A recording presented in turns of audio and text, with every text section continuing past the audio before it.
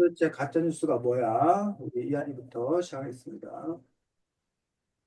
먼저 가짜뉴스 이 책에서 되게 많은 가짜뉴스가 일어난 사례랑 그걸로 막 엄청 논란이 많이 터져서 사람들이 시위를 하고 그런 장면이 많이 담겨 있잖아요.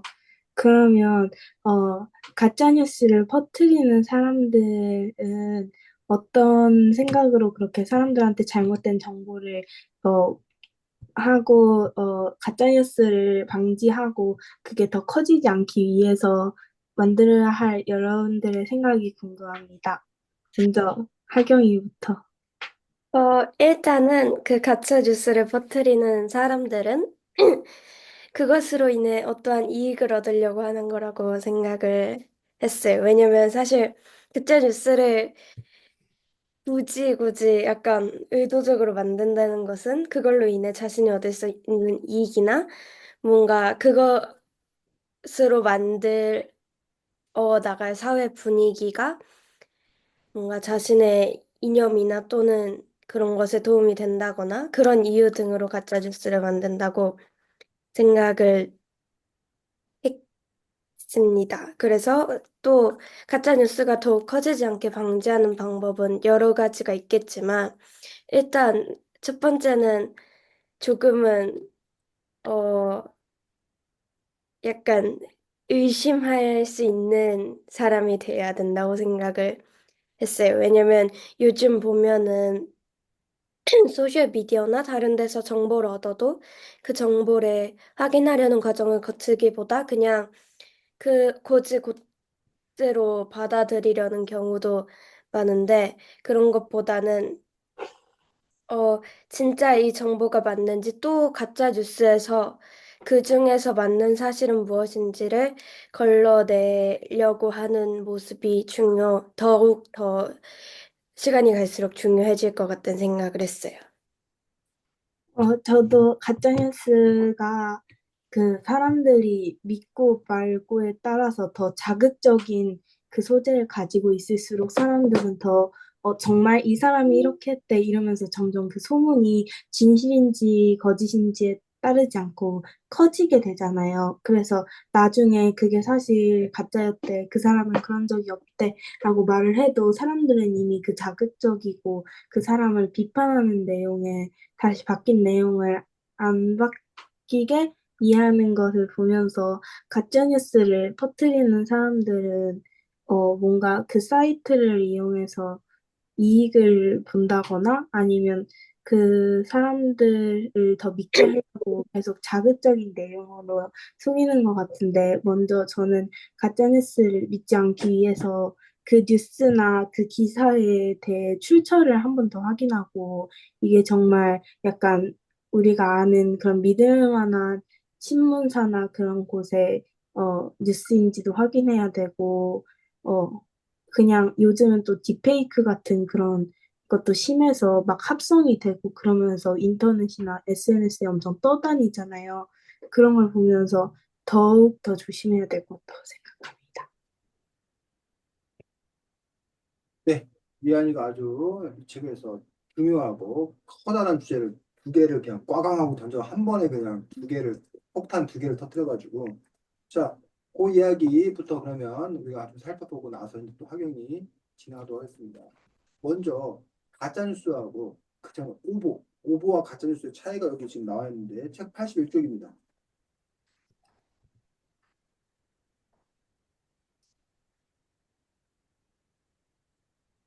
자, 오보와 가짜뉴스를 어떻게 구분할 수 있을까? 오보는 그 작성자가 정확한 보도를 했다고 믿고 했는데 틀린 경우이고, 가짜 뉴스는 의도적으로 이게 잘못된 정보라는 걸 알면서도 의도적으로 그것을 출판하는. 그렇지. 그러면 가짜뉴스, 오보는 옛날에도 있었다는 거야. 그러니까 음. 뭐 지금도 그런 거잖아. 뜻하지 않게 누구한테 이야기를 들었는데 그거를 이렇게 전달하는 과정에서 착각해서 또는 뭘 빼먹어서 뭘 잘 덧붙여서 이렇게 전하다 보니까 잘못 전달하게 된 거라는 거야. 근데 오보인 경우에는 이 사람이 자기가 오보를 냈다는 사실을 처음에는 모르는 거야. 그게 음, 진짜인지 알았던 거야. 근데 나중에 그리고 이제 오보면 나중에 정정 보도를 해. 아, 정정 보도를 하고 그 나온 김에 오보하고 그 왜곡하고 차이를 알아 혹시? 오보하고 왜곡하고요. 왜곡된 기사 아, 뭘 왜곡했다라고 하고 아예 오보 틀린 기사라고 하는 것과 차이. 왜곡은 뭔가 그 사실에 대해서 더 예를 들어서 누가 누구를 죽이면 그 사실이 아닌 내용을 덧붙여서 하는 거고 오보는 완전 실수로 다른 부분이 되고. 음. 오보하고 왜곡을 굳이 얘기하면 왜곡은 특정 부분을 더 강조하거나 음, 더 축소하거나 그러니까 그런 경우에 이제 우리가 뭘 왜곡했다라고 표현을 안 돼. 왜곡 같은 경우. 그냥 오보는 그냥 뭐 한 거고 틀린 잘못. 시간은 뭐 예를 들면 이한이가 뭐 빵을 두 개를 먹었어. 근데 이한이가 빵을 안 먹었다 이러면은 그건 오보지. 음, 이한이가 빵을 두 개 먹었는데 이한이가 빵을 20개 먹었다. 뭐 이런 식으로 그막 과장되게 뭐 얘기한다거나. 그럼 그 사실은 이제 뭐 한 거야? 왜곡 왜곡한 거. 왜곡해서 보도했다라고 이제 보통 얘기하는데 어쨌든 가짜 뉴스라고 하는 부분들은 이한이가 빵을 두 개를 먹은 걸 자기가 뭐 하고 있어? 이미 알고 있어 사실은. 근데 의도적으로 뭔가를 어떤 목적을 갖고서 다르게 얘기하는 어떤 그런 부분들. 그게 이제 그 가짜 뉴스인데 그럼 가짜 뉴스를 퍼뜨리는 그런 사람들은 기본적으로 정치적 이익 또는 경제적 이익 등등을 노리고 가짜 뉴스를 퍼뜨리는 거지. 예를 들면 주식시장에서 가짜 뉴스를 퍼뜨려서 뭐 예를 들면 뭐 앞으로 이한인의 그 회사에서 무슨 신기술이 개발돼 갖고 그게 곧 공개될 예정이다. 라고 가짜 뉴스를 퍼뜨린단 말이야. 그 음, 사람들이 그 주식을 막 살려고 들 거 아니야. 네. 그럴 때 이제 자기가 미리 사놨던 주식을 비싼 값에 팔아버린 거지. 그럼 이제 이한이 회사에서 이제 뭐야? 우리는 그 신기술 발표 계획 없다. 라고 이제 얘기를 하면 다시 그 주식값은 폭락하게 되고. 그런 과정에서 그 미리 그 가짜뉴스를 퍼뜨렸던 사람들은 그 이른바 주가 조작을 통해서 큰 이익을 얻는다던가 뭐 이런 부분들. 아니면 자기가 선거에 나갔는데 당선되기 위해서 상대방 후보에 대해서 가짜뉴스를 막 퍼뜨리는 거죠. 그렇게 함으로써 상대방 후보의 이미지를 나쁘게 만들어서 자기가 이익을 얻으려고 한다고. 그건 저기도 마찬가지예요. 회사들도 경쟁회사 제품에 대해서 가짜 뉴스를 일부러 퍼뜨림으로써 그 회사 제품을 깎아내리고 자기 회사 제품이 팔리도록 한다. 이런 이익이 있다는 거예요. 정치적으로도 라이벌들이 음, 아니면 상대 정파를 없애기 위해서 그 가짜 뉴스를 퍼뜨리는 그런 부분들이 있는 거지. 그래서 지금 현재 우리나라 같은 경우가 지금 탄핵을 둘러싸고 찬성 측과 반대 측이 극심한 대결을 벌이잖아. 그럴 때 네. 뭐 사실관계를 갖고 우리가 토론을 해야 되는데 그렇지 아니하고 상대 진영에 대해서 가짜 뉴스를 계속 퍼뜨리는 거, 퍼뜨리는 거고 그 부분에서 그 가짜 뉴스를 그 사람들이 또 이제 듣고 그걸 바탕으로 또 이제 판단하게 되는 그런 음, 부분들이 있더라는 얘기예요. 그래서 그런 부분에 있어서 가짜 뉴스가 이렇게 어쨌든 그런 의도성을 갖고 있다는 점이죠.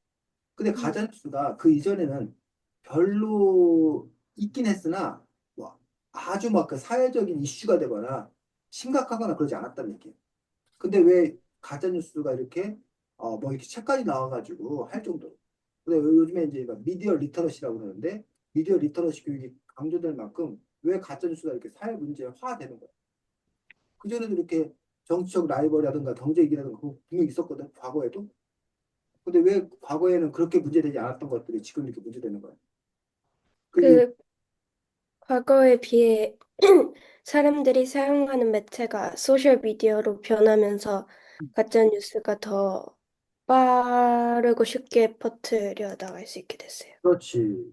바로, 소셜 미디어의 등장이라는 부분. 그것들이 갖는 의미가 커다랗게 두 가지 의미가 있어. 하나는, 그전에는 어쨌든 언론사라고 하는 부분들이면 거대한 조직, 거대한 자본이 필요했다는 얘기. 그래서 방송국, 신문사, 뭐 음, 방송 신문사를 만들려면 많은 돈이 있어야 되고 많은 사람이 필요했다는 거예요. 그래서 일반인들은 그런 방송국이나 신문사를 할 수가 없다는 거예요. 그런데 인터넷의 발달로 블로그도 사실은 다 이제 뭐가 되는 거예요? 언론 매체가 돼, 미디어가 되는 거예요. 내가 이한이가 뭐 블로그에다 뭘 썼어. 하경이가 뭘 썼어. 그럼 그거를 많은 사람들이 와서 읽으면 그게 영향력을 음, 있다는 거예요. 그리고 요즘에 유튜버들 많잖아. 네, 유튜버들이 다 자기들이 혼자서 1인 방송 다 하잖아. 솔직히 네, 잘. 그리고 그 1인 유튜버들이 구독자가 뭐 몇십만 명, 몇백만 명 되면 웬만한 방송국보다 더 큰 영향력을 끼친다는 음, 거예요. 그러면서 그렇게 돼서 이제 이렇게 미디어 매체가 다양화되면서 또 미디어 매체의 특성상 옛날에는 뭐 9시 뉴스다, 7시 뉴스다, 아니면 신문은 음, 조간신문이다, 이렇게. 근데 요즘에는 실시간으로 전파되고 또 SNS 통해서 그냥 이한이가 무슨 소식을 접했어. 그럼 공유하잖아. 그럼 그것들이 막 걷잡을 수 퍼져나가잖아. 그 음. 속도가. 그런 점에서 이제 가짜 뉴스가 퍼질 수 있는 그런 상황들이 상당히 아, 용이해졌다는 점들. 그분들이고 방송국이나 신문사는 이 책에 나왔던데 게이트키핑? 게이트키핑이 뭐야? 이 책의 용어 중에 게이트키핑이라고 나왔지. 네. 아, 그게 뭐야? 게이트키핑. 혹시나 몇 쪽에 나왔나? 게이트키핑이? 그 용어를 알아도 이해할 필요가 있어서 게이트키핑.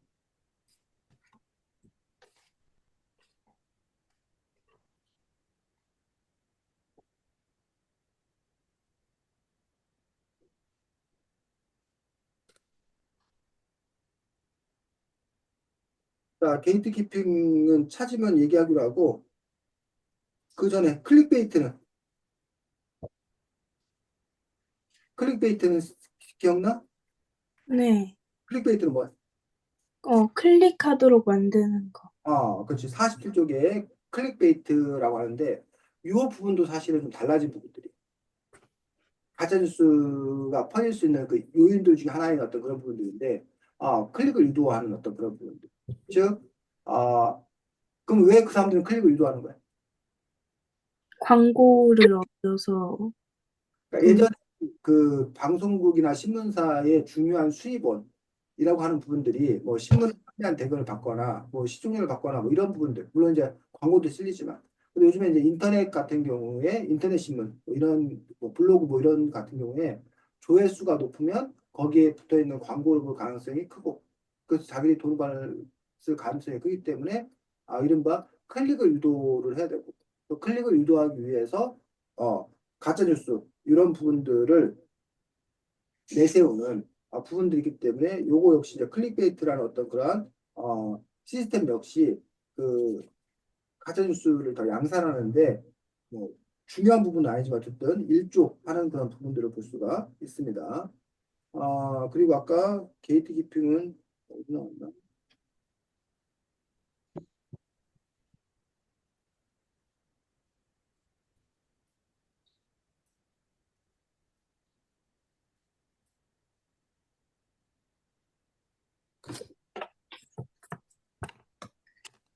글은 뭔데? 자, 그냥 설명을 하면 게이트 키핑은 어, 보통 신문사에서 기자들이 기사를 썼을 때 그 기사가 바로 신문에 나오지 않다는 거. 인터넷 업로드되는 게 아니라는 거. 하경이가 취재를 해갖고 기사를 썼어. 하경이가 쓴 내용이 바로 신문에 나온 게 아니라는 거야. 어떤 과정을 거쳐? 그게 선택이 된지 음, 말지. 하경이 상사가, 음, 팀장이 하경이가 쓴 기사를 검토를 해. 음, 그래서 야, 이 부분 더 취재.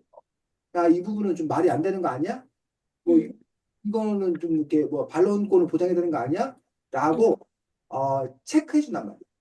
음, 나서 이제 거기서 팀장이 체크가 되면 다시 그게 이제 편집부로 넘어가. 그럼 편집부에서 뭐해? 또 봐.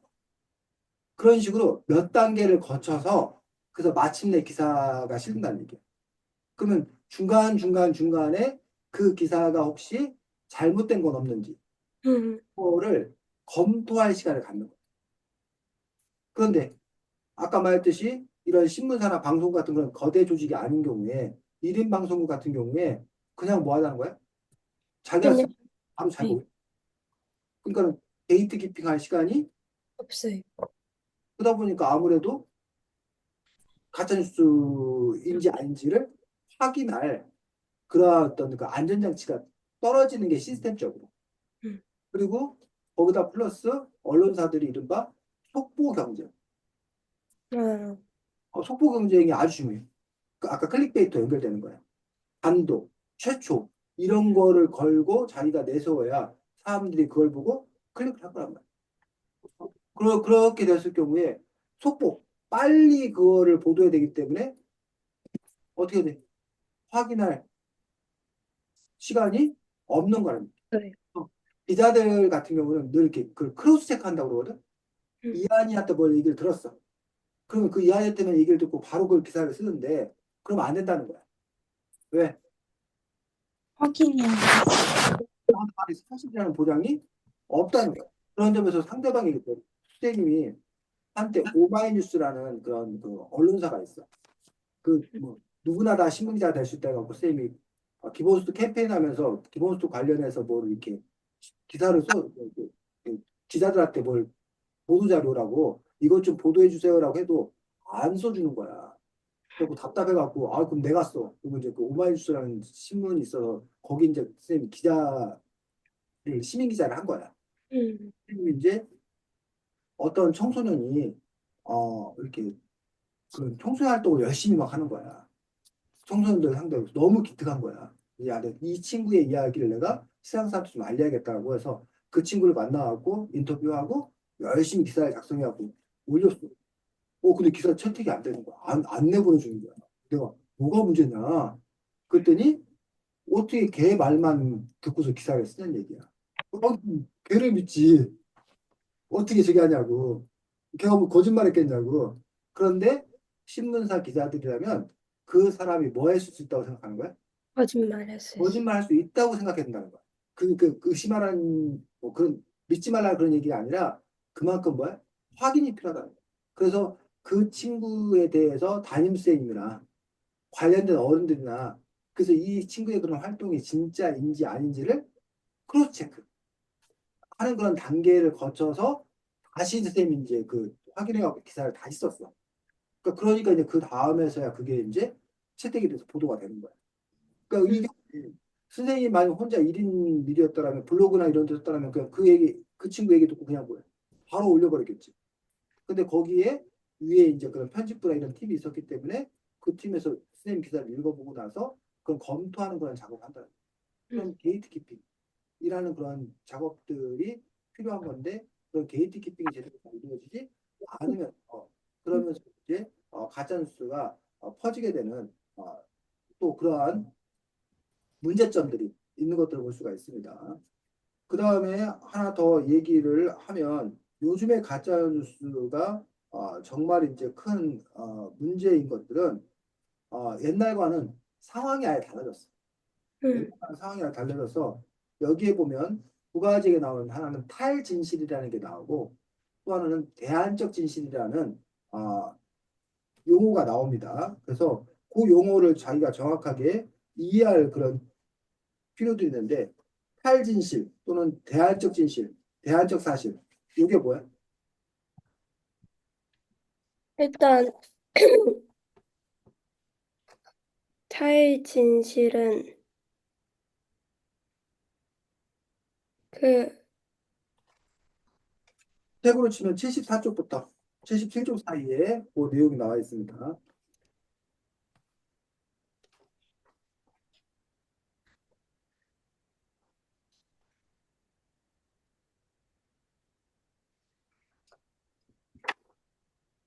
탈진실부터 75쪽 보면 뭐 진실을 벗어난 음, 것. 그치. 세상이 과거에는 진실이 중요했어. 음, 진실을 추구한다. 진리와 진실을 추구하는 거고 진리와 진실이 아닌 것은 부끄럽게 여겼어. 근데 지금은 진실이 뭐가 중요해? 음, 하고 그냥 당당하게 얘기해. 진실보다 더 중요한 건 뭐라는 거야? 감정. 어, 내가 그렇게 느꼈다는데. 내가 그렇게 느꼈다는데. 내 느낌, 내 주관적 감정이 더 중요하다는 거야. 음, 바로 탈진실의 시대. 그러니까 우리가 뭐, 그사 A가 뭘 했다. 라는 게 팩트야. 사실이야. 네. 그 옛날에는 그렇게 했냐, 안 했냐, 이걸 따졌어. 그게 중요했어. 근데 그 사람이 그걸 했냐, 안 했냐가 중요한 게 아니라, 그래서 내가 재수 없다는데. 그래서 내가 그거 보고 짜증난다는데. 이게 더 중요하다. 음, 어, 이러한 객관적 사실은 필요 없다. 중요한 건 단지 내 감정뿐. 이런 그 세태를 보고서 우리가 탈진실의 시대라고 얘기를 하는 거고. 넘겨서 보면 77쪽에 대안적 사실. 이건 뭘 말하는 거야, 대안적 사실? 제한적 사실은 음, 그 사실을 약간 부정해서 가짜 뉴스를 한 다음에 사실이라고 말을. 음. 또 77쪽에 보면 대안적 사실은 뭐라고 얘기하고 있어, 아예. 증거를 내놓지 않고 다른 주장. 음. 자, 거기 보면 어떠한 증거들도 자고 다른 주장을 하면서 대안적 사실이라고 했죠. 그 다음 문장. 보는 입장에 따라 사실도 여러 가지라는 것이었어요. 입장에 따라서 사실도 여러 가지 있다. 대안적 사실이라는 거는 그래, 그게 사실일 수 있어. 근데 그건 네 얘기가 하는 거고. 음, 다른 입장에서는 이게 사실이야. 라는 식으로. 그래서 결국은 피장파장. 음, 그러니까 사실이 독보적이고 절대적인 어떤 그런 부분이 아니라 그건 네가 보는 사실이고 내가 보는 건 이게 사실이야. 라는 식으로 얘기를 해버려. 그렇게 되었을 경우에는 그전에는 그냥 아까 말 사실을 중심으로 해서 맞고 틀리고가 있기 때문에 그럼 내가 틀렸네? 네 말이 맞네? 이렇게 해서 하나가 될 수 있는 그런 여지가 있었단 말이야. 음, 근데 지금은 하나가 되는 게 아니라 너는 A. 그래? 나는 근데 그렇지 않아. 난 B라고 본다는 거야. 그러면 너는 그러니까 뭐 우리가 그러면 네 맘만 있냐? 내 맘도 있지. 뭐 이런 식으로 이런 대안적 사실을 주장을 하다 보니까 그러다 보니까 우리가 정말 진실이 있는 건가? 사실이 있는 건가? 그런 부분에서 이제 혼미한, 혼란한 어떤 그런 시대에 우리가 지금, 살게 되었다는 거예요. 음, 그래서, 이건 좀, 어려운 문제인데, 예전에는 절대적 가치가 중요했어. 그 절대적 가치가 중요했는데, 그거가 갖는 답답함은 뭐냐면, 개인의 자유로 허용하지 않아. 음, 절대적으로 옳은 거 하나밖에 없으니까. 그래서 좀 숨막혀. 그래서 그거에 대한 그 반작용, 그거에 대한 저항, 이런 식으로 각자가 생각하는 바, 개인들이 생각하는 바를 중요시 여겼단 말이야. 음, 상대적인 걸 중요시 여겼단 말이야. 근데 상대적인 걸 너무 중요시 여기다 보면, 그럼 결국은 진실은 없어버려. 음, 진실이 없게 되는 거야. 아까 말했듯이 탈진실의 시대가 돼버려.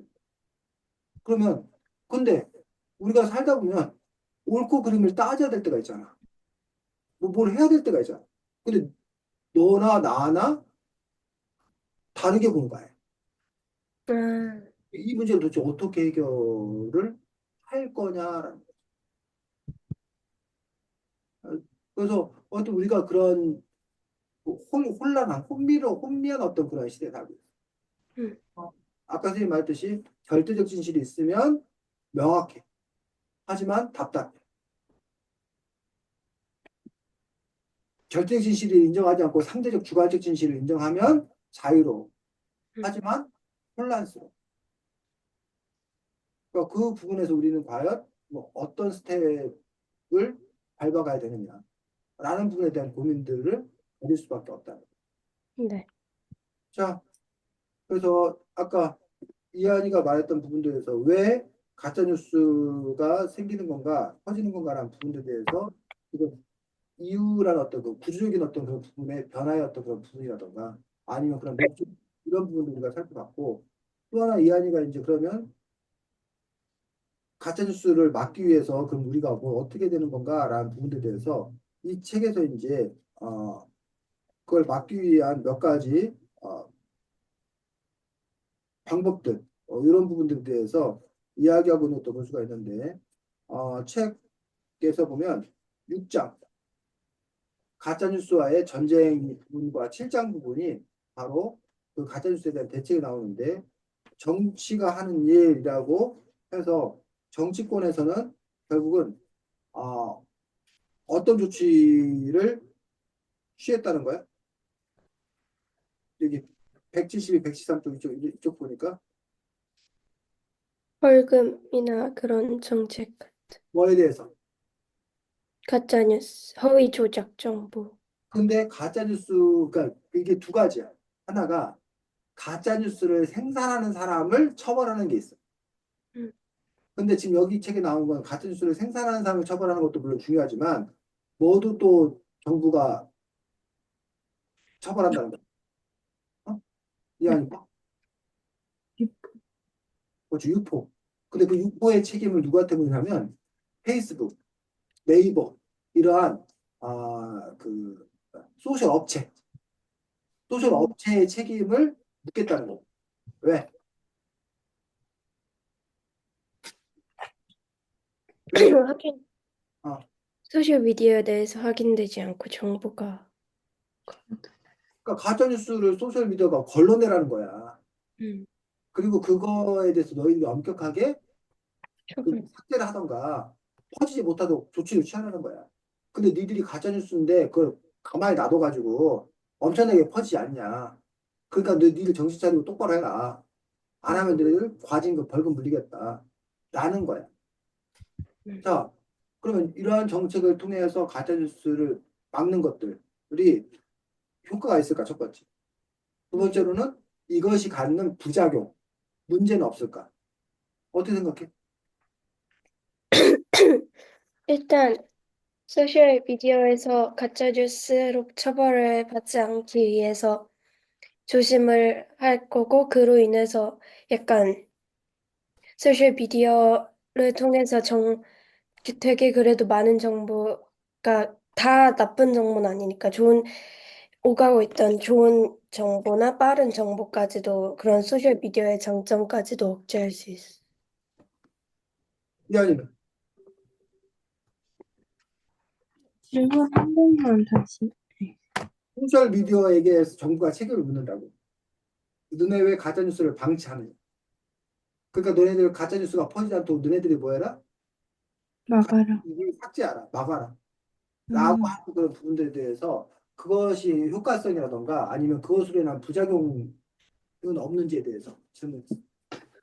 먼저 효과성이 있다면, 뭔가 SNS에서는 더더욱 자신을 속이고 뭔가 다른 이름으로도 활동을 할 수 있고, 그러다 보니까 이게 누군지도 모르는 상태로 그런 가짜뉴스가 떠다니기 시작하면 걷잡을 수 없이 커지는데, 그거를 그 페이스북이나 그런 측에서 막으면 더 이상 퍼질 일도 없고 좋겠지만, 그 회사에서 아무리 무언가 정책을 만든다 해도 100% 완전히 가짜뉴스를 막을 수 없는 것도 있고, 전 세계에서 24시간 365일 언제 나올 수 있는 거를 언제나 할 수 없는 게 부작용 아닐까요? 또 그걸로 속은 사람들은 또 그렇게 회사 탓을 하겠고, 그럼 점점 문제가 커지지 않을까요? 그래서 뭐 학교이나 이 아이도 단톡방에 들어가 있는 게 혹시 있어? 친구들, 그 친구도 단톡방. 그럼 거기에 이제 방을 계산한 방장이 있잖아. 네. 그 방장한테 그런 권한 있는 거 알아? 뭐 게시물을 삭제하거나 그 카톡을 삭제하거나 이럴 수 있는 쫓아내거나 이런 권한 있는 거 알아? 오픈 채팅에서요. 오픈 채팅 이런 데서. 어, 맞아. 네. 그 선생님도 그 아파트 사는 아파트 주민 단톡방이 있어. 한 700여 명 있는데 거기에 그 방장이 아예 처음부터 써놨어. 정치적이거나 뭐 한 거면 통보하지 않고 삭제할 수 있습니다. 이 방이 성격이 맞지 않으면 이렇게 했다는 얘기. 그러니까 결국은 근데 그 방 안에 뭐 이상한 게 있어. 그러면 이제 방장이 욕먹는 거지. 어? 음, 왜 방 관리 똑바로 안 하느냐. 이런단 말이에요. 그러니까 그 방장의 역할을 결국은 페이스북이나 이런 그 네이버나 이런 게 하라는 거야, 쉽게 말하면. 그래서 너희들이 봐서 이상한 거 올라오면 삭제하고 그 사람 그거 못한다고 제재하고 하라는 거야. 그래서 그 인터넷 환경이 깨끗해지고 좋아지지 않냐. 그래야 되는 거 아니냐. 그걸 제대로 못했으면 혼나야 되는 거 아니냐. 이게 우리들의 정서란 말이야. 근데 이 책에서는 지금 173쪽, 그러니까 174쪽에 보면 그런 정책이 갖는 문제점에 대해서 얘기하고 있어. 두 가지. 뭐뭐 얘기하고 있어? 113쪽에 하나 나오고 114쪽.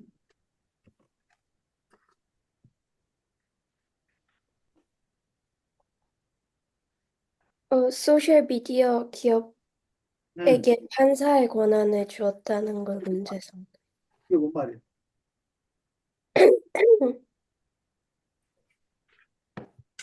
소셜미디어 기업에게 판사의 권한을 주었다는 게 그게 무슨 말이야? 원래 그런 가짜 뉴스냐 아니냐 또는 그런 건 판사가 법으로 집행을 하는 건데 그 권한, 그걸 판단하는 권한을 소셜미디어한테 준 거는 그러한 법을 회사에게 맡긴 걸. 어, 그 판단을 왜 그 저기 아니야? 왜 그 방장이, 단독방은 왜 그 방장이 그 판단하냐? 음. 그걸 왜 당신이 판단하냐? 당신에게 누가 그런 권한을 줬느냐? 라는 부분에 대해서 문제가 될 수 있더라고 여기서 지적하고 있는 거야. 74쪽에, 174쪽에 두 번째 또 어떤 문제를 얘기하고 있어?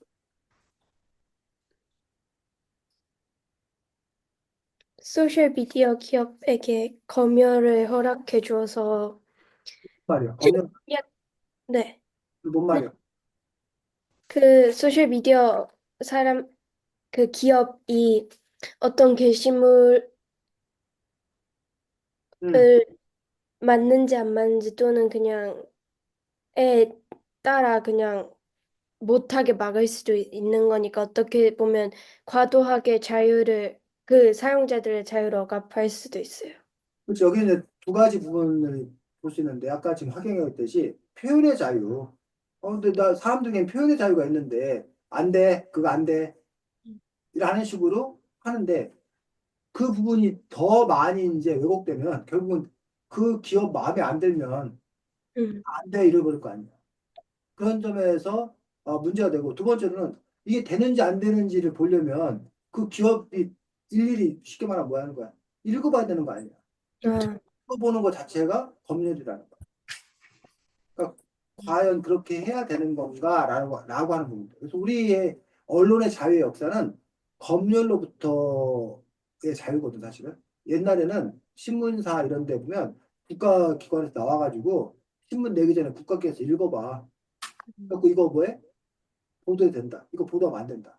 일제침략기도 그랬잖아. 음, 일제침략기에 일본인 수사들이 우리 신문사들 저기가지고 검열을 다 했단 말이야. 그래서 일본 정부의 방침에 어긋나면 못 찍게 하고 뭐 이랬단 말이야.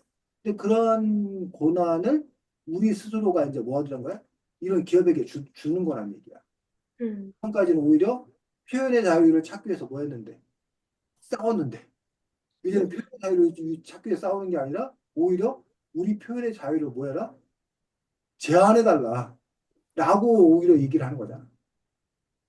그런 점에 있어서 또 가짜뉴스 이 부분을 이 문제를 해결하기 위해서 분명히 그런 방안을 찾은 건데 그 방안이 또 다른 문제를 갖고 있지 않냐. 음. 그럼 거기서 또 그러면 그렇게 하지 말자는 거냐. 그건 또 아닌 거야. 그럼 어떻게 하자는 건데? 그럼 대안이 뭔데? 또 효과적인 방법은 뭔데? 이런 부분들을 여러분들이 함께 이렇게 보셔야 되고 그래서 이제 그 페이스북에 이런 데 보면 신고하기 돼 있는 거 알아? 네. 사람들이 신고하기. 근데 그것이 또 이제 가장 부작용이 있어. 이한이가 좋은 글을 많이 써놨고 이한이가 잘 나가는 게 꼴 보기 싫은 거야. 그럼 뭐 해버려? 사람들이? 음, 그러면 그쪽에서는 이거가 신고가 들어오면 그냥 무조건 뭐 15일 정지, 20일 정지 그냥 이렇게 일단 정지 해놓고 그러고 나서 이제 뭐 하는 거야? 봐가지고 문제 없으면 풀어준단 말이야. 근데 이 이한이는 그냥 아무 이유 없이 자기가 갑자기 뭐야? 15일까지 정지 당해버리는 거지. 그런 불이익을 받는 거지. 그런 식으로 어쨌든 이러한 제도적 시스템에 의해서 어떤 그 문제를 해결한다는 것들이 100% 완벽한 제도라는 것들은 없다라는 거.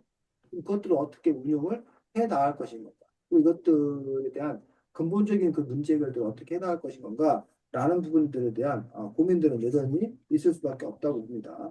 자, 이처럼 가짜뉴스를 확산시킨 걸 막기 위해서 이렇게 소셜 미디어들에 대해서 책임감 이것들을 이제 강조하는 그런 부분들이 한 부분 있고, 자, 그 다음에 이제 우리가 법원에서 가짜뉴스로 인한 어떤 그런 피해나 이런 것들에 대해서 엄벌을 한다던가 음.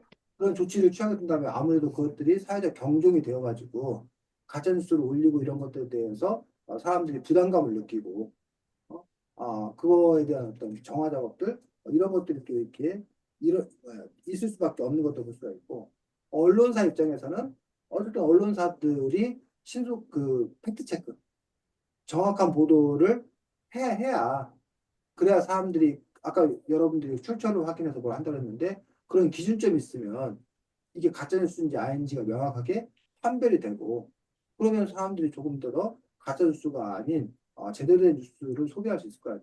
근데 언론이 그 부분에 대해서 성실하게 하지 않으면 가짜뉴스인지 아닌지 자체를 뭐예요? 알 수가 없잖아. 판단할 수가 없잖아. 그런 점에서 어쨌든 언론에서 가짜 뉴스가 아닌 진실. 그래서 이제 요즘에 이제 우리가 팩트 체크 한다고 그러는데 팩트 체크를 또 이렇게 많이 해야 되는데 문제는 또 팩트 체크 자체가 또 이제 뭐는 경우도 있다는 거예요. 잘못된 팩트 체크를 어쩔 수 있어. 하면 그 팩트 체크에 대한 신뢰가 떨어져 버리면 믿을 수가 없겠다. 그런 점에서 이제 그동안의 어떤 그 신문이나 방송들이 저기는 진짜 진실을 보도하는데 사실을 보도하는 데에 대한 신뢰감을 쌓아야 되는데 근데 문제는 그런 기자들이 신뢰감을 쌓는 게 아니라 이 책에 나왔던데 기레기? 음. 기레기가 뭐야? 기자 쓰레기. 기자 플러스 쓰레기라고 하는 어떤 그런 부분에 대해서 막 기자들을 공격하고 비난하다 보니까 기자들에 대한 권위가 떨어지고 기자들의 그런 권위가 떨어지니까 사람들이 그런 걸 믿지를 않게 되고 이런 문제가 생깁니다. 지금 우리나라도 너무나 안타까운 상황이 헌법재판소에서 지금 탄핵 찬반 저기를 가질 거잖아. 그럼 헌법재판소 결정을 하면 사람들이 뭐 해야 되는데? 따라야 되잖아. 당연히. 근데 헌법재판소에 대한 신뢰가 떨어져 버리게 되면 헌법재판소도 무슨 결정을 하더라도 저 나쁜 놈들이 저기 결정한 것서 저렇게 된 거야. 라고 음. 불복해버리게 된다면 아까 선생님이 말했는데 결국 그러면 네 맘만 있고 내 맘은 없냐라고 하게 되면 그럼 도대체 어떻게 결정을 할 거야? 어떻게 함께 살 거냐? 그런 점에 있어서 공명정대한 그러한 모습을 늘 보여주는 신뢰할 수 있는 어떤 그런 사람이 있어야 그 사람이 판단한 거에 대해서 사람들이 공감하고 그걸 기준점으로 삼아서 사회적인 정체성을 회복할 수 있을 텐데 지금 현재 우리 사회가 자꾸 그런 것들이 뿌리쳐 막 흔들리고 있는 그런 상황이기 때문에 과연 이것들이 어떻게 이제 퍼져나갈지 걱정스러운 그런 부분이 있습니다. 그 다음에 여러분들 각 개개인이 해야 될 부분들은 187쪽에 나와 있습니다. 187쪽에 나와 있는데 아까 여러분들 잠깐 했던 것들인데 이한이가 홀수 읽어주고 하경이가 짝수 읽어주고 해서 우리 187쪽에 가짜뉴스 판별 가이드 각 개개인이 어떻게 되는 건가 한번 보도록 하겠습니다. 이한이부터. 뉴스의 출처를 파악하라. 출처가 낯선 매체라면 의심하고 보자. 그래서 이게 어디 뉴스인 건가에 따라서 그리고 이제 이미 우리나라 같은 경우도 뭐 이른바 조중동, 조선일보, 중앙일보, 동아일보, TV조선, 뭐이 채널A 이런 쪽은 상대적으로 보수적인 그 쪽의 목소리를 더 많이 담는다고 이게 한단 말이에요. 반면에 이제 뭐 한결의 한경우라고 그러나 한결의 경향신문 오마이뉴스 같은 경우는 상대적으로 진보적인 어떤 그런 부분의 목소리를 더 많이 담는 맞다고 보는 거예요. 그러면 이제 어떠한 그 보도를 봤을 때 이거 조선일보 발 보도야? 이거 한겨레 발 보도야? 그러면 사람들이 그 뉴스에 대해서 가중치를 둔 거야. 가중치. 음. 그러니까 예를 들면 이한이가 A라는 사람에 대해서 얘기하는데 이한이와 A하고 되게 친해. 그럼 이한이가 A에 대해서 얘기한다면 이한이가 A하고 친한 관계라는 거를 감안해서 들어야 된다는 거야. 그러니까 원래는 100인데 이한이가 100을 갖고도 그 애가 친하면 120으로 얘기할 거란 말이야. 반대로 하경이는 그 애를 되게 미워해. 어? 그런 관계인데 하경이가 만약에 그 친구에 대해서 80이라고 얘기했어. 그러면 하경이가 그 친구에 대해서 좀 깎아서 얘기했으니까 실제로는 한 90이나 100 되겠다. 이런 식으로 여러분들이 그 매체의 어떤 그런 특성에 따라서 그것들을 감안해서 들을 필요가 있다는 거예요. 그리고 너무 그 낯선 매체 같은 경우는 신뢰할 수 없다. 이 신뢰감이 형성되기 전까지는 판단을 유보하거나 그런 노력들이 필요한 거죠. 하경이 글을 끝까지 읽어라. 제목과 본문 내용이 다르다면 의심하자. 클릭베이트가 대표적이지. 제목만 보면은 뭐 되게 무슨 일이 있을 것 같은데 본문에는 그런 것들은 전혀 나와 있지 않은 것들. 그런 것들이 이른바 클릭베이트에 해당되는 부분들이고 언론으로서 어떤 그런 사명감, 자존심 이런 거 없는 데라고 보여지는 거지. 그다음 3번. 작성자를 확인하라. 작성자가 실존 인물인지 어떠한 이력을 가졌는지 등을 확인해 믿을 만한지 판별하자. 요게 이제 일본과도 사실은 관계 있는 뉴스의 출처를 파악하라 해서 이게 그 매체 자체를 본다면 책으로 치면 출판사 어느 출판사에 나온 책이냐에 대해 신뢰 본다면 3번은 기자, 작성자, 작가에 따라서 이제 달라진다는 거죠. 그래서 여러분들이 요즘에는 아예 그 네이버나 이런 데는 기자 구독하기가 있어. 기자를 자기가 클릭해 놓으면 그 기자의 기사만 이렇게 자기가 받아보는 거야. 그런 음, 기자 자체가 과연 그 글에 대해서 쓸만한 그런 경력이나 그런 신뢰감을 주는 인물인가 이런 부분도 파악했다는 거예요. 4번 근거 자료를 확인하라. 관련 정보가 뉴스를 실제로 뒷받침하는지 확인하자.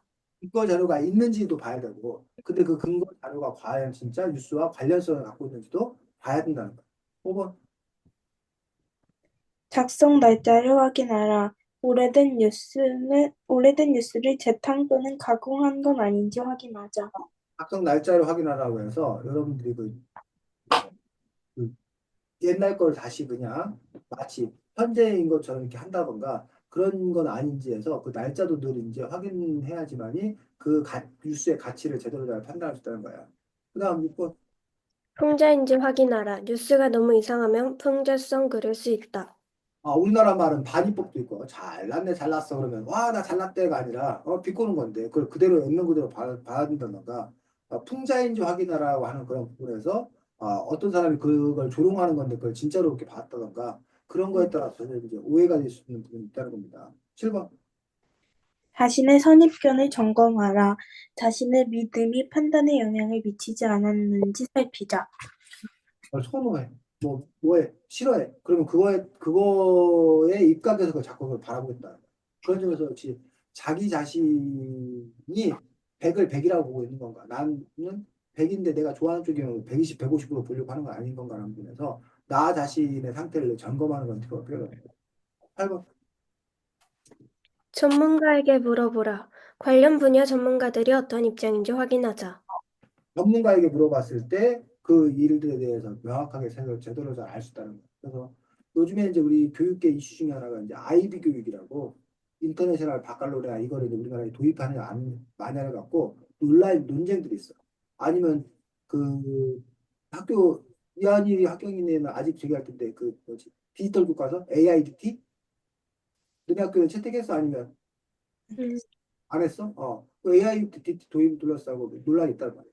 그럼 그럴 때 이제 AIDT에 작업을 하는 아이비와 관련된 뭐 친구라던가 이런 사람한테 물어봐. 야, 그 AIDT 고 네가 내부 적용에서 어떤 거야? 라고 이렇게 전문가들에게 물어봄으로써 그 일의 실태를 정확하게 파악하는 어떤 그런 노력들이 필요해요.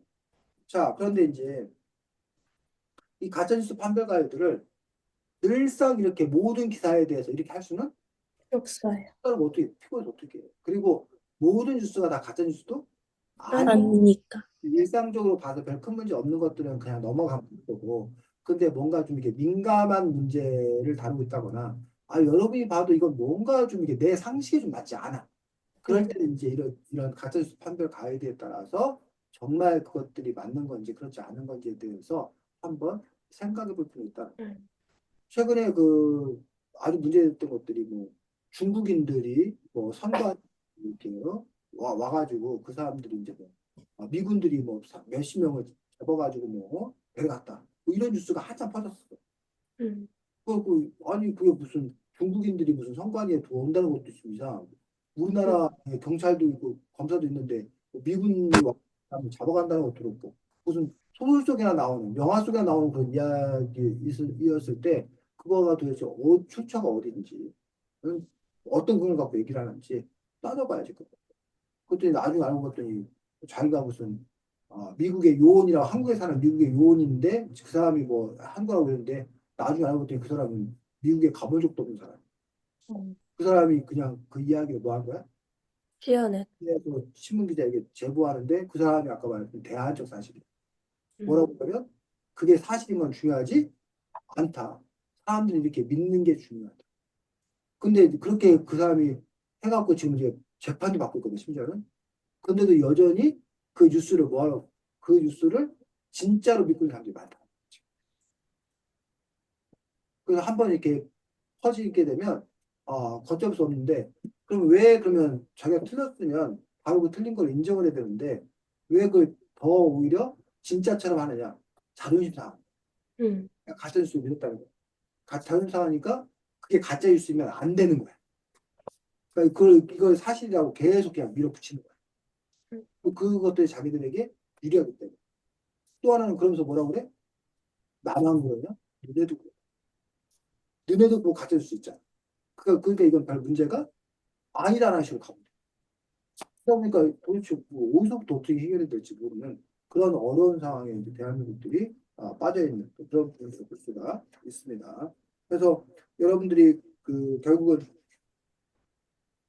189쪽에 나왔을 때 뉴스가 신뢰가 가지 않을 때는 늘 누구에게 이익이 되는가라고 물어봐야 된다는 것처럼 그 뉴스가 결국은 누구와 이익이 되는 뉴스인 건가를 보게 되면은 그것이 이제 가짜 뉴스인지 아닌지 그 부분들을 조금 더 판단하는 데 도움이 될 수 있다라고 이야기하고 있습니다. 자, 하경이 진행했습니다. 네.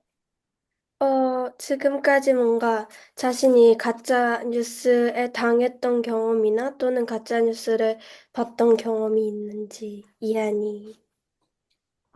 저는 당했던 경험이라고 하기 뭔가 그런데, 작년에 잘 기억이 안 나는데, 영어 시간에 청소년들이 핸드폰을 사용하는 무슨 실태? 막 그런 거랑 공부 성적에 대해서 뭘 조사하는 게 있었어요. 그래서 막 그걸 하는데, 월요일 날 그걸 시작해서 금요일이 발표 날이었는데, 한 친구가 계속 안 하다가 목요일 밤에 PPT를 만들어서 보낸 거예요. 그래서 저는 그냥 어차피 금요일 발표고, 많으시니까 얘도 잘했겠지 하고 딱히 확인을 안 하고 저는 그냥 그거에 맞춰서 대본만 쓰고 원래 써져 있던 걸로 그렇게 발표를 했는데 거기에 첨부된 기사라고 해야 되나? 거기에 있는 그런 자료들이 완전 다 말도 안 되고 20년인가 전에 조사된 자료고 출처도 안 밝혀져 있고 막 그래서 그런 부분에서 엄청 감점을 받아서 그때 이후로 엄청 그 친구한테 배신감을 느꼈고 잘 확인해야겠다 생각했어요. 저도 학교에서 조사할 때 기사를 보고 조사라고 하셔서 학교에 있는 태블릿 PC로 기사를 조사했던 적이 있는데, 기사를 정확히 주제가 뭐였는진 기억이 나지 않지만 그래도 뭔가 주제를 검색하면 다 그런 주제에 대해서 되게 많은 기사가 떴었는데 하나하나씩 확인을 해보면 사실이 아닌 것도 많고 또 그 제목에는 그 주제 다룰 것처럼 해놓고 본문에 가보면 완전히 다른 얘기를 하거나 또는 아니면 그 기사 제목 문장에서 목적어를 생략해서 되게 다른 내용으로 만들어 버린다거나 이런 경우가 있어서 그런 경험에서 조심해야겠다고 생각을 했습니다. 저 여기까지. 네, 수고했습니다. 그래서 선생님이 특히 이제 건강 관련 뉴스를 보면 음, 너무 힘들어. 그러니까 심지어는 막 논문, 박사님도 논문을 이용해서 하는데 예를 들면 커피가 뭐 건강에 좋다는 건지 건강에 나쁘다는 건지 알 수가 없어. 건강에 좋다는 뉴스 기사도 많고 건강에 나쁘다는 것도 많고 그걸 보면은 연구도 다 했어. 근데 그 실험 범위를 어떻게 정하느냐. 따라서 그 결과가 전혀 다르게 달- 나와. 그리고 이제 그래서 그거 자체가 무슨 뭐 조작하고 뭐 이런 것도 아니야. 실제로 그렇게 한 거야. 근데 이제 그 데이터를 또 어떻게 해석하느냐에 따라서 또 전혀 다른 어떤 그런 부분을 갖고 있기 때문에 우리가 참 이렇게 복잡한 세상에 살고 있구나라는 그런 생각들이 들 수밖에 없기 때문에 그 안에서 우리가 진실을 찾는다는 것이 어떤 의미가 있는 건가? 그때는 또 진실을 과연 찾아야 하는 건가? 라는 부분들 그런 부분들에서 이제 고민스러울 수밖에 없다는 거예요. 그래서 뭐 이한이나 하경이나 둘 다 이제 뭐 신앙인 건데 쌤이 개인적인 이거 쌤 개인적인 생각이야. 개인적인 생각인 부분들에서 결국은 이한이나 하경이도 같이 순위를 정해. 그러니까 음, 내가 가장 중요하게 예를 들면 뭐 신앙인이라면 나는 하나님의 뜻이 가장 중요하다고 생각한다. 그럼 그것이 1번이야. 그걸 기준으로 해서 그 하나님 뜻에 맞냐 안 맞냐에 따라 난 판단하겠다. 이런 것도 있는 거고 비신앙인들은 내 이익이냐 안 되냐가 제1의 기준으로 생각하는 거예요. 자기의 이익이 되느냐 이익이 되지 않냐를 기준으로 하는 거예요. 음, 또는 아까 말한 대로 이게 진리인가 진리가 아닌 것을 제1의 기준으로 삼는 사람도 있고 해서 그런 점에서 뭐 공동체 이익을 더 우선으로 해서도 그거는 그래서 뭐를 우선순위에 놓고 보냐에 따라서 결국은 그 판단들이 또 이렇게 많이 달라질 수밖에 없기 때문에 그런 점에서 선생님 같은 경우는 그 자기 필터링이라고 할 수 있는데 내가 기준들을 이렇게 정하는 것. 그래서 그것들을 바탕으로 해서 세상의 것들을 자꾸 이렇게 판단하려고 하는 그런 연습들이 필요하다고 봅니다. 자, 그 어디를 보면 되냐면 여러분들이 그래서 지금 말했던 것들이 주로 이제 가짜 뉴스나 이런 부분들에 관한 이야기들을 하고 있는 것들 볼 수 있고 이 책에는 가짜 뉴스에 대한 이야기 부분 외에 언론에 관한 그런 부분들을 얘기하고 있는데 그 부분 우리가 함께 또 잠깐 살펴보도록 하겠습니다. 책 107쪽 107쪽 보기 전에 69쪽 보겠습니다.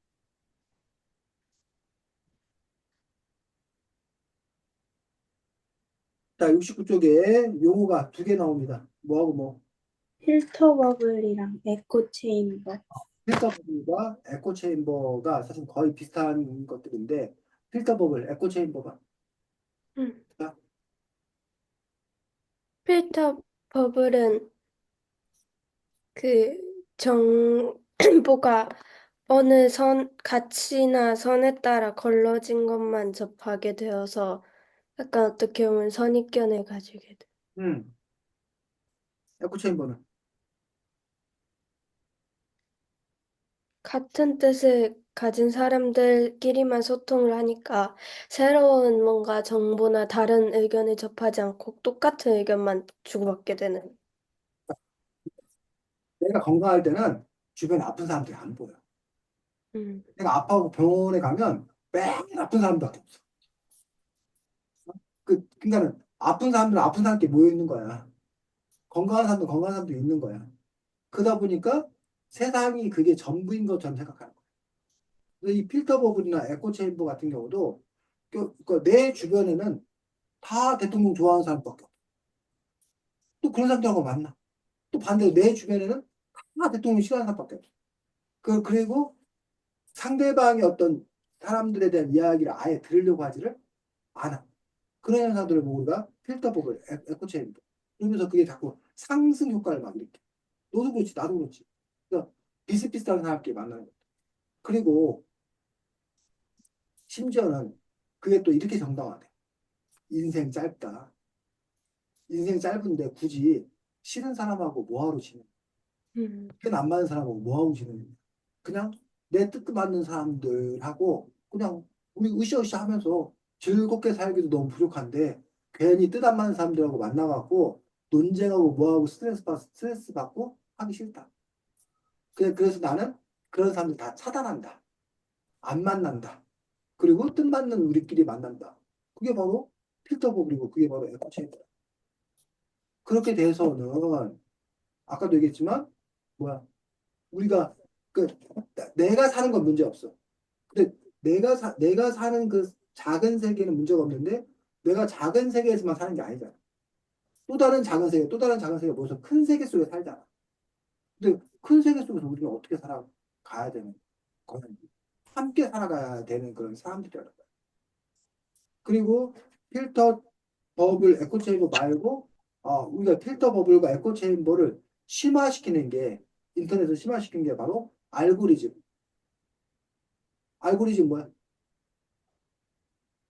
알고리즘 그 AI 그거에 따라서 그 사람의 관심사만 계속 띄우는 음, 프로그래밍. 알고리즘의 긍정적인 점은 내가 좋아하는 걸 알아서 얘가 막 저절로 자동으로 갖다 주잖아. 그러니까 얼마나 좋아. 근데 알고리즘에 의해서 내가 좋아하는 것만 계속 하게 되면 그게 바로 필터 버블이고 그게 바로 에코 체인버인 거지. 음. 그래서 이제 알고리즘과 여러분들이 뭐 한다는 거야? 싸워야 한다는 거야. 알고리즘과 싸우는 방법은 관심사 아닌 것도 클릭하고. 관심도 아닌 것도 클릭을 한다던가 아니면 처음에 그 알고리즘 무슨 설정인가 이런 게 그런 게 있대.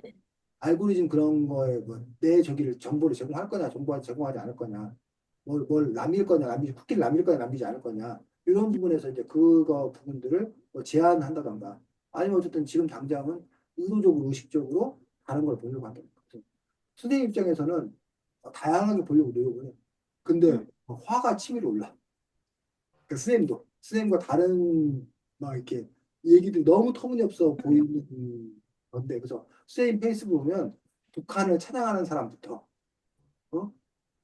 북한을 끔찍하게 혐오하는 사람까지 그 글들이 다 같이 이렇게 올라오기 때문에 이런 입장 저런 입장들이 다 있구나라고 하는데 이렇게 또 다양한 입장이 있다라는 식으로 얘기가 거기서 머물게 되면 그럼 아까 봤던 상대적 진실만을 하기 때문에 그럼 어떻게 할 거냐라는 부분을 결정을 못 친다는 거죠. 그래서 다양함을 인정하되 그 안에서도 결국은 그럼에도 불구하고 나는 뭐를 선택할 건가. 그런 자기 나름의 선택이 필요하고 그 자기 나름의 선택의 기준점. 나는 제 일의 기준을 삼는 것들이 난 무엇인 건가라는 부분에서 한번 이한이나 하경이가 자꾸 생각해봐. 내가 제일 소중하게 여기는 게 뭔가? 나 자신인가? 가족인가? 민족인가? 세계 시민인가? 신의 뜻인가? 나는 뭐의 가치를 더 중요시하고 나는 평화를 가장 중요시하고 나는 명예를 가장 중요시하고 나는 부를 가장 중요시하고 나는 사랑을 가장 중요시하고 그래서 이게 평상시에는 별 문제가 없어. 그 충돌을 안 해. 근데 어떤 상황에 가면 자기가 둘 중에 하나를 선택해야 될 상황이 있어. 돈을 벌 수 있는데 좀 부당한 방법. 그럼 내 명예가 훼손될 수 있어. 그러니까 명예롭게 돈 벌면 100% 아무 문제 없지.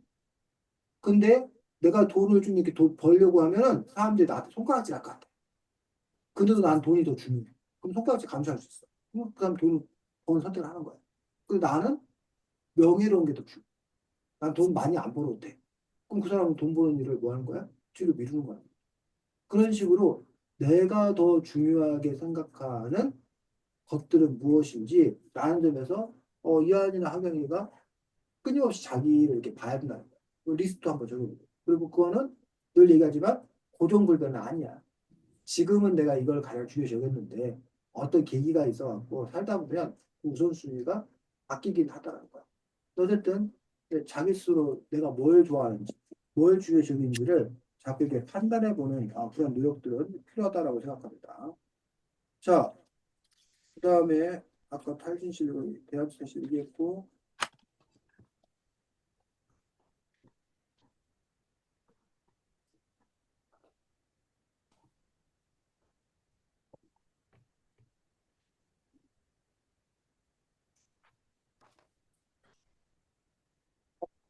자, 이 정도로 했습니다. 그렇게 하고 그러면 잠깐만 다음 주에는 책이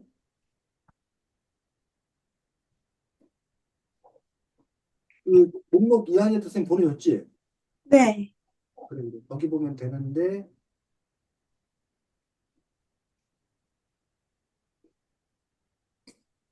우리가 다음 주에는 어딘가 수상하고 뜻밖의 가까운 SF 사용 설명서라고 요거 SF 장르지. 그 SF라는 장르 자체에 대해서 설명하고 있는 책인데 요거 다음 주에 볼 거고 이한이는 다다음 주에 오면 아, 모두 함께 잘 산다는 것이라는 책이야. 모두 함께 잘 산다는 것에서 사회적 협동 뭐 이런 걸 관련된 책인 것 같은데 그 책 갖고 우리가 또 볼 수 있도록 하겠습니다. 자, 우리가 자, 그 얘기를 해야겠다. 원래 10시 40분 했는데 선생님이 오늘 뭐 뒤에 이쪽에서 땡긴 건데 아예 그냥 10시 10분 하는 게 더 편해? 아니면 10시 40분 하는 게 편해? 어느 게 더 나아? 시간도 어때? 저는 상관이 없어요. 상관없어요. 다 상관없어. 막 경우에 따라서 10시 10분에 10시 40분에 뭐 왔다 갔다 해? 아니 그냥 그래도 어느 게 더 좋은 거야? 어, 일찍 하고 저기 하는 게 나아? 아니면 좀 느긋하게 해서 10시 40분 하는 게 나아? 뭐 그런 게 있을 거 아니야? 얘네들이. 없어? 네. 10시 40분에 하고 선생님 일 있을 때면 선생님 부탁을 할게 그러면. 네. 네. 10시 40분에 하는 걸로. 네, 수고 많았습니다. 안녕, 주말 잘 보내고. 안녕히 계세요.